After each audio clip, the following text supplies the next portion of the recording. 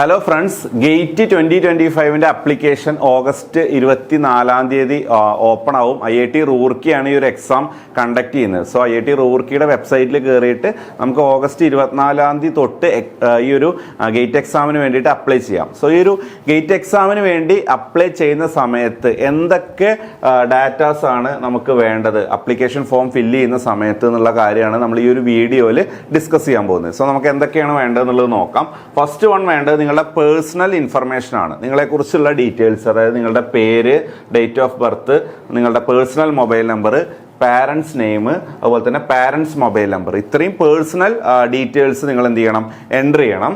Then name കാര്യങ്ങളൊക്കെ നിങ്ങളുടെ photo ID ഏതാണോ ആ ഫോട്ടോ IDയിൽ എന്താണോ കറക്റ്റ് ആയിട്ടുള്ളത് അതേപോലെ തന്നെ നിങ്ങൾ നെയിം എൻ്റർ ചെയ്യണം. മിസ്മാച്ച് വന്നു കഴിഞ്ഞാൽ പിന്നെ അത് റിജക്റ്റ് ആവും. അതുകൊണ്ട് നിങ്ങളുടെ ഐഡിയിലുള്ള അതേ പേര് തന്നെ നിങ്ങൾ അപ്ലിക്കേഷൻ സമയത്ത് യൂസ് ചെയ്യുക.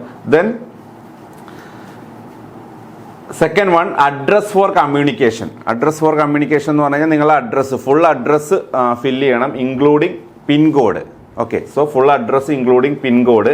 ദെൻ എലിജിബിലിറ്റി ഡിഗ്രി ഡീറ്റെയിൽസ്, അതായത് നിങ്ങൾ ബിടെക് ഇപ്പോൾ പർസ്യൂയിങ് ആണെന്നുണ്ടെങ്കിൽ pursuing year of pass out ഏതാണെന്നുള്ളത് അല്ലെങ്കിൽ സെം ഏതാണെന്നുള്ളതൊക്കെ ചോദിക്കുമ്പോൾ ആ ഡീറ്റെയിൽസ് ഫില്ല് ചെയ്യണം. അല്ലെങ്കിൽ ഗ്രാജുവേറ്റഡ് ആണെന്നുണ്ടെങ്കിൽ graduated year of pass out അവിടെ എൻ്റർ ചെയ്യുക. അതായത് എലിജിബിലിറ്റി ഡിഗ്രി ഡീറ്റെയിൽസ് ആണ് തേർഡ് വൺ വരുന്നത്. ഫോർത്ത് വൺ, ഗേറ്റ് പേപ്പർ, അതിൻ്റെ കോഡും, അതായത് പ്രൈമറി പേപ്പർ, സെക്കൻഡറി പേപ്പർ നമുക്ക് എഴുതാനുള്ള ഓപ്ഷൻ ഉണ്ട്.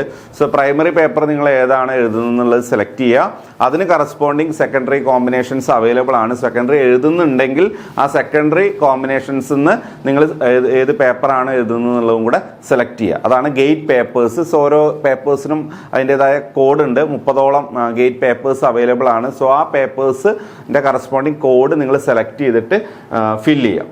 ദെൻ വരുന്നത് എക്സാമിനേഷൻ സിറ്റീസ്. അപ്പോൾ അതായത് നമുക്കിപ്പോൾ കേരളത്തിലാണെന്നുണ്ടെങ്കിൽ സോൺ 1 IISc ബാംഗ്ലൂരും സോൺ 7 IIT മദ്രാസും, ഇതിൻ്റെ രണ്ടിൻ്റെയും അണ്ടറിലാണ് കേരളത്തിൽ വരുന്ന എക്സാമിനേഷൻ സിറ്റീസ് വരുന്നത്. അപ്പോൾ ഏതെങ്കിലും ഒരു സോൺ നിങ്ങൾ സെലക്ട് ചെയ്യുക. ആ സോണിൻ്റെ അണ്ടറിൽ 3 എക്സാമിനേഷൻ സിറ്റീസ് നിങ്ങൾക്ക് എന്ത് ചെയ്യാൻ പറ്റും, സെലക്ട് ചെയ്യാൻ പറ്റും. Okay, so 3 choices of gate examination cities from the same zone.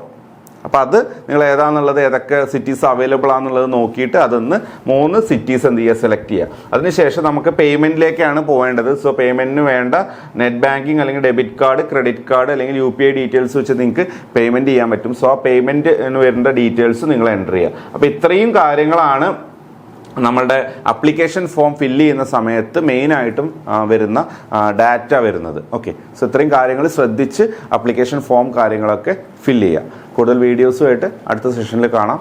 Thank you.